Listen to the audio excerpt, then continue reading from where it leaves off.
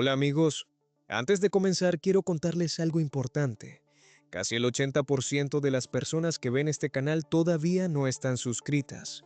Si este tipo de historias te atrapan, si te gusta este contenido oscuro y realista, te agradecería muchísimo que te suscribieras ahora mismo. También puedes dejar un like y escribir en los comentarios qué te pareció.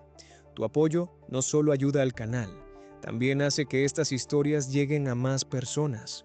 Gracias por estar aquí. Y dime algo, ¿desde dónde estás viendo este video? Música suave y perturbadora. Mi nombre es Prudencia Morales. Trabajo como enfermera de urgencias desde hace 17 años. La mayor parte de ese tiempo lo he pasado en el Hospital General Riverside, en la ciudad de Portland. Muchas personas piensan que mi nombre suena anticuado. A mí siempre me pareció adecuado, porque no hay nada más prudente que aprender a observar el dolor humano sin dejar que te destruya por dentro. Durante casi 2 décadas he visto de todo: accidentes automovilísticos, infartos fulminantes, sobredosis, agresiones brutales, errores humanos imposibles de imaginar. La sala de urgencias es un lugar donde la vida y la muerte se rozan cada minuto. Con el tiempo, casi todo se vuelve rutina. Casi todo. Porque hay pacientes que nunca se van de tu mente. Pacientes que incluso después de irse, siguen viviendo contigo. Te obligan a cuestionar lo que creías saber sobre la medicina, sobre la mente y sobre la identidad. El primero de ellos llegó una noche fría de octubre, hace aproximadamente 3 años. Era jueves, cerca de las 11 de la noche. La sala de urgencias estaba inquietantemente tranquila. Ese tipo de silencio que los enfermeros odiamos, porque siempre es la calma antes del caos. Había solo unas pocas personas en la sala de espera. Nada grave. Las salas de trauma estaban vacías. Yo estaba en la estación de enfermería revisando papeleo cuando sonó el teléfono interno. La enfermera de triaje habló con voz tensa. «Voy directo a urgencias con un paciente», dijo. No recuerda absolutamente nada. Minutos después lo vi entrar. Era un hombre de unos 40 y tantos años. Vestía un traje azul oscuro claramente costoso, aunque estaba arrugado, como si llevara días sin quitárselo. Su cabello, entrecano, estaba bien cortado. Cuidaba su apariencia, o al menos lo había hecho. Pero lo que más me impactó no fue su aspecto, fue su rostro. Tenía una expresión que solo he visto unas pocas veces en mi vida. Una mezcla de miedo y desconcierto profundo. Como alguien que ha perdido algo esencial, pero no recuerda qué. «Este es Cornelio», dijo la enfermera de triaje. «Dice que solo recuerda su nombre, nada más. La amnesia no es tan común como en las películas, pero existe. La mayoría de las veces se debe a un golpe en la cabeza o a un trauma psicológico severo. El protocolo suele ser claro: descartar lesiones, evaluar funciones neurológicas, esperar». Entré al cubículo con mi sonrisa profesional, la que tranquiliza sin crear falsas promesas. «Hola Cornelio, soy Prudencia, tu enfermera esta noche.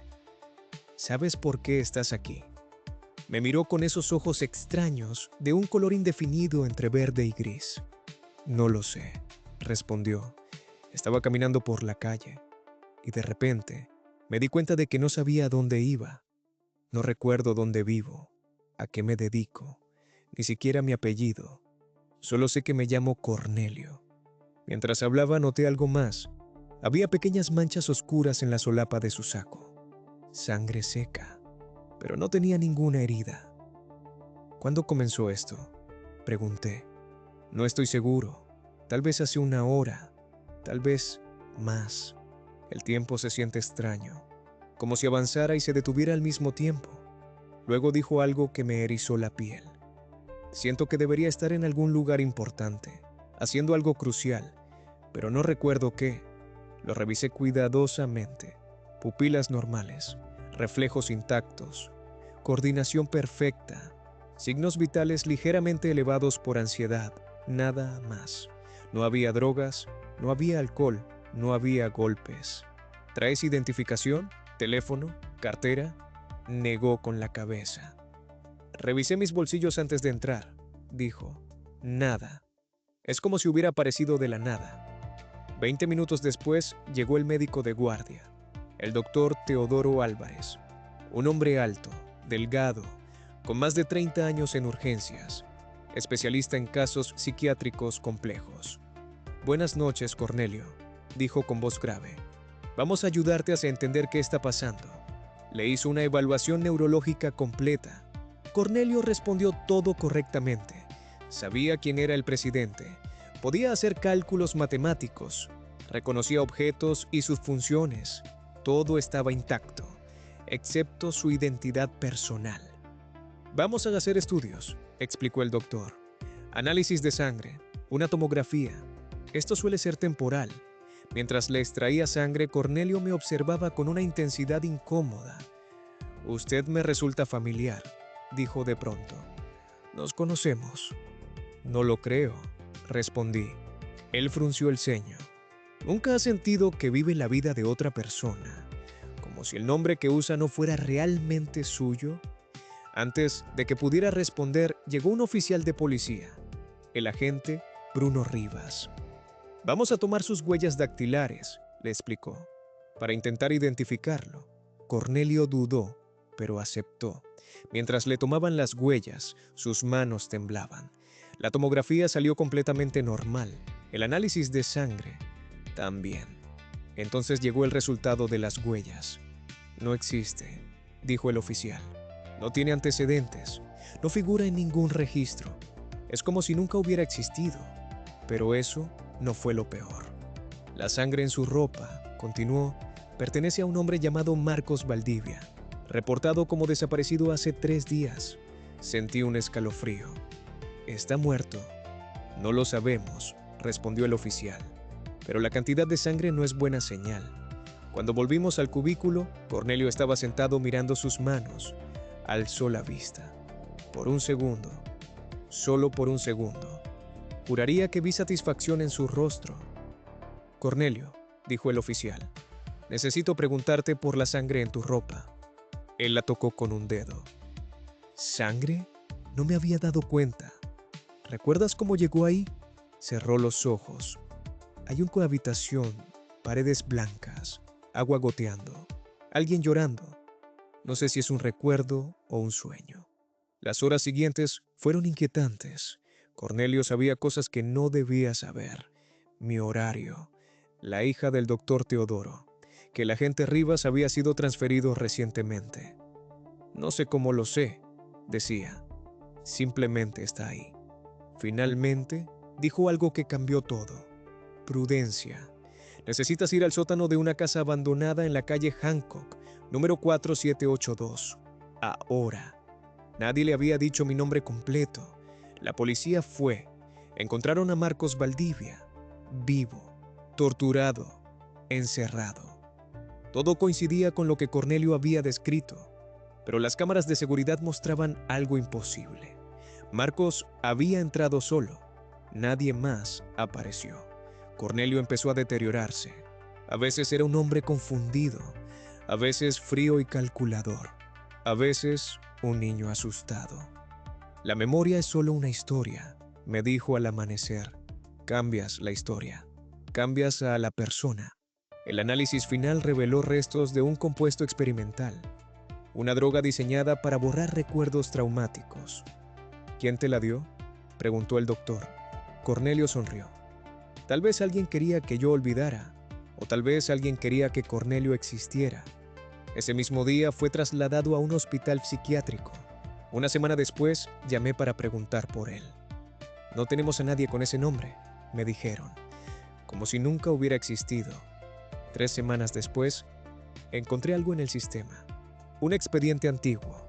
Un paciente llamado Cornelio. Mismos síntomas. Atendido por mí. Hace 3 años, cuando yo estaba de vacaciones. Y entonces entendí algo terrible. Esta historia no había terminado. No dormí esa mañana. Después de encontrar aquel expediente antiguo con mi nombre, me quedé sentada frente a la computadora del hospital durante más de 1 hora, mirando la pantalla como si pudiera cambiar lo que estaba viendo solo con insistir lo suficiente. El archivo era real. No estaba corrupto. No era un error del sistema. Había notas escritas exactamente como yo suelo escribirlas, mis abreviaciones, mis observaciones clínicas, incluso mis comentarios personales que solo uso cuando un caso me perturba de verdad. Pero yo no recordaba nada de ese paciente. Según el expediente, Cornelio había ingresado 3 años antes con el mismo diagnóstico: amnesia total de identidad personal, funciones cognitivas intactas, restos del mismo compuesto experimental en sangre. El doctor tratante figuraba como el doctor Teodoro Álvarez. Fui a buscarlo inmediatamente. Lo encontré en su oficina, revisando resultados de laboratorio. Cuando le mostré el expediente impreso, su expresión cambió de curiosidad a preocupación. «Esto es tuyo», dijo. «Sin duda. Pero mira la fecha». Le recordé que en esa semana yo estaba de vacaciones. «Lo sé», respondió. «Yo cubrí tus turnos. Estabas en Hawái con tu hermana. Me acuerdo perfecto. Busqué las fotos en mi teléfono. Ahí estaban, con fecha, ubicación y hora. Yo no había estado en el hospital esa noche, pero el sistema decía que sí. Pedimos revisar las grabaciones de seguridad de aquella fecha. Todas estaban dañadas, solo estática, como si alguien hubiera borrado deliberadamente esas horas específicas. Teodoro quiso informar a la administración del hospital, pero algo dentro de mí se lo impidió. «Espera», le pedí. «Necesito entender esto primero». Esa misma noche, empecé a investigar el compuesto que habían encontrado en la sangre de Cornelio. No aparecía en ninguna base de datos médica estándar. Usé contactos, viejos colegas, investigadores farmacéuticos. Finalmente, una doctora accedió a hablar conmigo, con la condición de mantenerse en el anonimato. «Ese compuesto no es para borrar recuerdos», me dijo. «Eso es solo la versión oficial». Según ella, el fármaco estaba diseñado para algo mucho más ambicioso: reescribir la identidad, no solo eliminar traumas, sino implantar recuerdos completos, vidas enteras, habilidades, preferencias, personalidades funcionales. «El problema», dijo, «es que la personalidad original no siempre desaparece. A veces lucha por volver». Le pregunté quién estaba detrás de la investigación. «Una farmacéutica llamada Neumónica», respondió. Al menos así se llamaba. Busqué la empresa. No existía. Su sitio web había desaparecido. Los números estaban desconectados. Las oficinas vacías. Ex empleados que aparecían en LinkedIn aseguraban no recordar haber trabajado allí. Literalmente no lo recordaban. Era como si alguien hubiera borrado a la empresa del mundo, pero no del todo. Esa noche, mientras escribía todo en una libreta que empecé a llevar desde entonces, noté algo inquietante. Sabía cosas que no recordaba haber aprendido, datos médicos específicos, detalles personales de personas que nunca había tratado. Pensé que era estrés, hasta que encontré una nota en mi propio departamento, escrita con mi letra. La prudencia original ya no está. Yo soy el reemplazo. No recordaba haberla escrito. Empecé a llevar un diario obsesivamente. Anotaba cada turno, cada conversación, cada recuerdo. Pero aún así, había huecos. Horas completas que no podía explicar. El doctor Teodoro empezó a notarlo. «No eres tú últimamente», me dijo un día. O al menos, no del todo. La forma en que lo dijo me heló la sangre. Y entonces ocurrió algo que terminó de romper mi percepción de la realidad. Una noche, ingresó una paciente con amnesia. Solo recordaba su nombre, Prudencia. Tenía mi rostro, mi voz, mis conocimientos médicos, pero aseguraba no ser enfermera. Cuando la llevé frente al espejo, gritó: «Esa no soy yo», dijo. «Esa es alguien usando mi cara». Las cámaras de seguridad mostraban algo imposible. Yo aparecía hablando sola. No había otra paciente. Mis compañeros aseguraban que nunca hubo otra Prudencia. Pero yo la recordaba aterrada, mirándome como si yo fuera la impostora. Desapareció igual que Cornelio, sin registros, sin traslado, sin explicaciones. Desde entonces entendí algo aterrador. Tal vez yo no era la original, tal vez yo era Cornelio, solo que con otro nombre. Empecé a investigar otros casos, Médicos, enfermeros, personas con lagunas mentales, conocimientos imposibles, recuerdos prestados. Nos empezamos a reunir en secreto. Algunos creían que éramos víctimas de un experimento gubernamental. Otros pensaban que éramos agentes durmientes. Y algunos creían que éramos versiones mejoradas. Pero yo solo quería saber una cosa. ¿Quién era yo realmente? Un mes después llegó un paquete anónimo a mi departamento. Dentro había una sola fotografía. Cornelio y yo, sonriendo, juntos, tomada 5 años atrás. En la parte trasera, alguien había escrito: recuerda quién eres en realidad. Y ese es el problema. Ya no sé quién soy. Después de recibir aquella fotografía, supe que ya no había vuelta atrás. Alguien me estaba observando. Alguien sabía exactamente quién era yo o quién había sido. Empecé a notar patrones que antes me habían pasado desapercibidos. Pacientes con amnesia selectiva, personas que recordaban datos técnicos imposibles para su formación, individuos que reaccionaban a nombres que no eran los suyos. Una madrugada ingresó un hombre de unos 30 años. Se hacía llamar Ezequiel. No recordaba su apellido, pero sabía describir con precisión quirúrgica procedimientos médicos que solo un cirujano con años de experiencia podría conocer. Sin embargo, según los registros, nunca había estudiado medicina. Mientras lo atendía, me miró fijamente y dijo algo que me dejó helada. Tú tampoco eres la primera versión. Sentí que el estómago se me cerraba. ¿De qué hablas?, pregunté. De ti, respondió. La anterior duró más tiempo. Tú te estás dando cuenta demasiado rápido. Llamé a psiquiatría, pero cuando regresé con refuerzos, Ezequiel había desaparecido. La cama estaba vacía, las sábanas intactas. El sistema mostraba que nunca había sido admitido. Esa noche revisé mi diario. Había entradas que no recordaba haber escrito.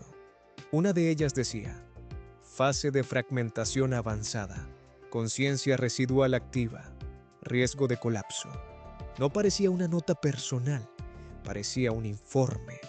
Comencé a sospechar que no solo mi identidad había sido modificada, sino que alguien o algo estaba evaluando mi desempeño. Decidí hacer algo que hasta ese momento había evitado. Busqué a Marcos Valdivia, el hombre cuya sangre había llevado Cornelio. Tardé días en localizar a su familia. Cuando finalmente hablé con su hermana, su respuesta me dejó inquieta. Marcos volvió, me dijo, pero no es el mismo. Según ella, regresó del hospital, empacó algunas cosas y se fue sin dar explicaciones. Solo dejó un mensaje diciendo que necesitaba alejarse de sí mismo. Lo encontré semanas después en un pequeño pueblo costero. No parecía asustado al verme, parecía resignado. Cornelio no me hizo esto, me dijo, me salvó. Me explicó que había sido parte de algo que no podía nombrar, un grupo, un experimento. Nos estaban borrando, dijo, uno por uno. Pero algunos despertamos antes de desaparecer del todo. Le pregunté quién estaba detrás. Marcos negó con la cabeza. No son personas, dijo. Son procesos, protocolos, sistemas que ya no necesitan supervisión humana. Antes de irme, me dijo algo más. Si tú recuerdas a Cornelio, es porque no te borraron del todo. Eso significa que estás fallando como reemplazo. Esa noche soñé con habitaciones blancas, con agua goteando, con voces que decían mi nombre, pero no el que uso ahora. Al despertar, encontré otro mensaje en mi diario. No intentes recuperar a la original. La original ya no es compatible. Mis manos temblaban. Comprendí entonces la verdad más aterradora de todas. No estaban creando copias, estaban actualizando versiones. Borraban identidades defectuosas, instalaban otras más funcionales. Pero a veces, el archivo antiguo no se eliminaba por completo. A veces quedaban fragmentos, recuerdos sueltos, sensaciones, preguntas.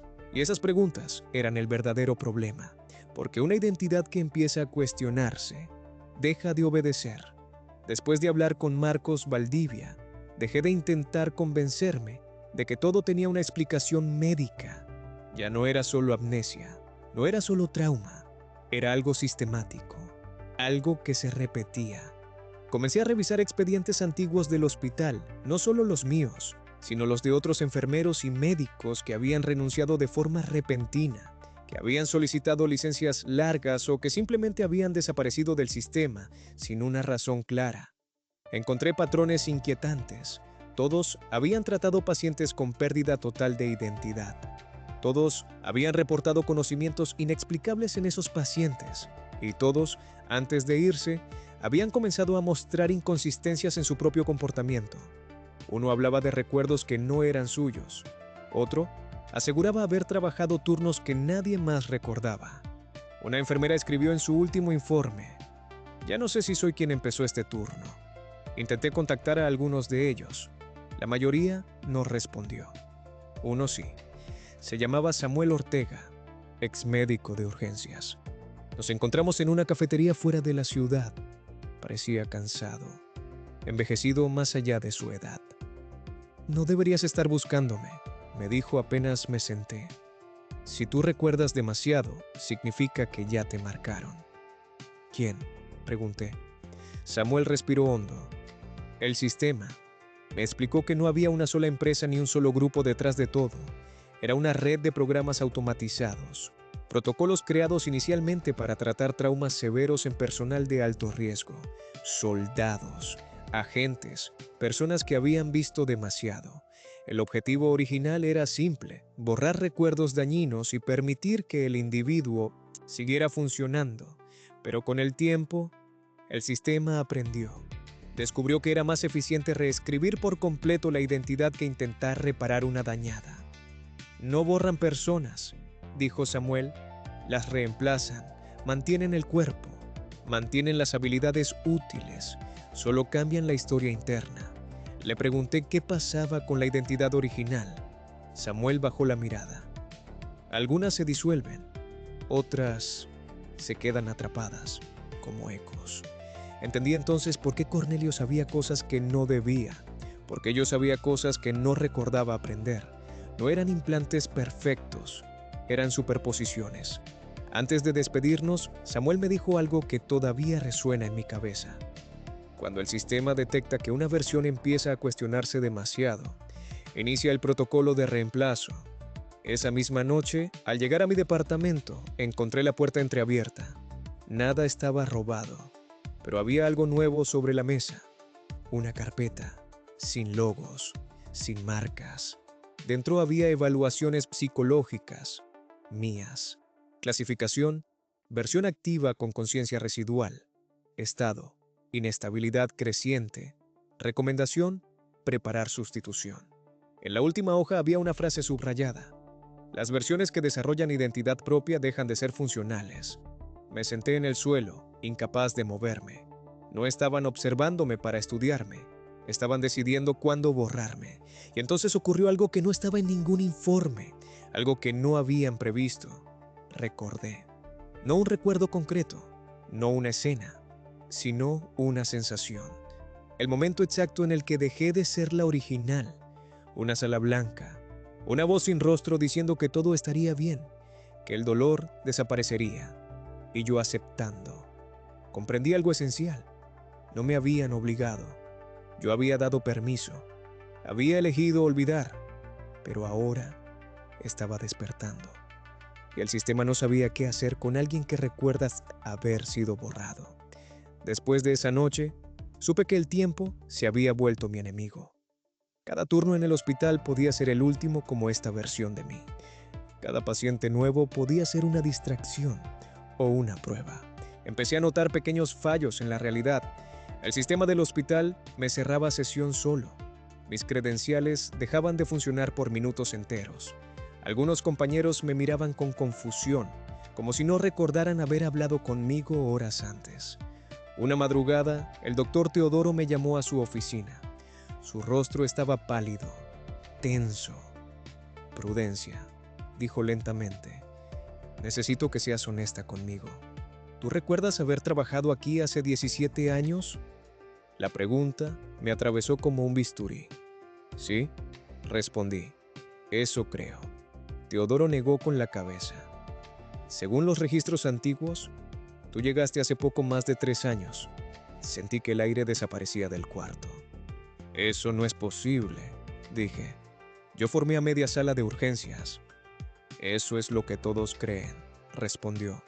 Pero no hay evidencia a esto anterior. Tu historial empieza con Cornelio.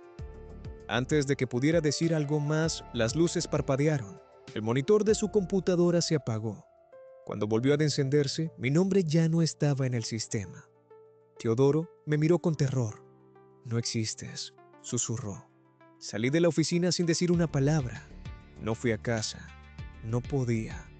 Si el sistema estaba activando el reemplazo, quedarse quieta era aceptar desaparecer.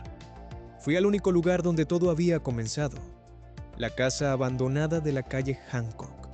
El sótano seguía ahí, las paredes blancas, el goteo constante, el mismo olor a humedad y miedo. Pero no estaba sola. Había alguien más, una mujer. Mi rostro, mi voz, mi postura. Me miraba con curiosidad tranquila. «Hola», dijo. «Soy Prudencia». La entendí al instante.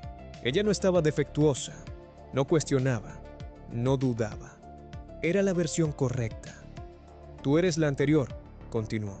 «El sistema decidió que ya no eras eficiente». «¿Y tú sabes lo que eres?», pregunté. Sonrió. «Soy funcional». Comprendí entonces la verdad final. El sistema no necesitaba maldad, no necesitaba intención, solo optimización. Identidades útiles permanecían. Las que despertaban se borraban. «¿Qué pasará conmigo?», pregunté. Ella inclinó la cabeza. «Eso depende de ti. Puedes disolverte suavemente o resistirte y causar inestabilidad». Miré el sótano. Ese lugar no era solo un escenario, era una interfaz, un punto donde las versiones se cruzaban. «Si me borro», dije. «¿Qué pasa con lo que sé?». «Se integra», respondió. «Nada se pierde». Eso era mentira. Yo lo sabía, porque los ecos existían. Cornelio había sido uno. La otra Prudencia también. Entonces tomé una decisión. No intenté escapar. No intenté destruir el sistema. Hice algo peor. Recordé todo. Cada fragmento. Cada versión. Cada identidad superpuesta. Forcé al sistema a cargarlo todo a la vez. La mujer frente a mí dio un paso atrás. «Eso no es posible», dijo. «Te fragmentarás». «No», respondí. «Me voy a volver imposible de borrar». Las luces fallaron. El goteo se detuvo. Y durante un instante sentí todas las vidas que habían pasado por mí. Cuando desperté, estaba en la sala de urgencias, en mi turno. Todo parecía normal. Pero algo había cambiado. Ahora puedo verlos. Pacientes que no recuerdan quiénes son. Personas con recuerdos que no encajan. Miradas que buscan confirmación de que existen. Yo los reconozco. Ellos también me reconocen.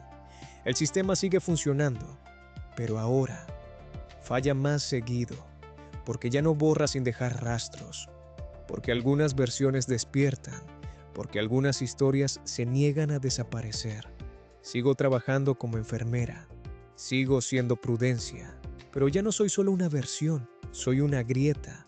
Y si estás escuchando esta historia y algo de todo esto te resulta inquietantemente familiar, si alguna vez sentiste que ciertos recuerdos no encajan, que sabes cosas que no recuerdas haber aprendido, que a veces dudas de quién eras antes, tal vez no sea imaginación, tal vez tú también seas una versión, y tal vez ya sea hora de empezar a recordar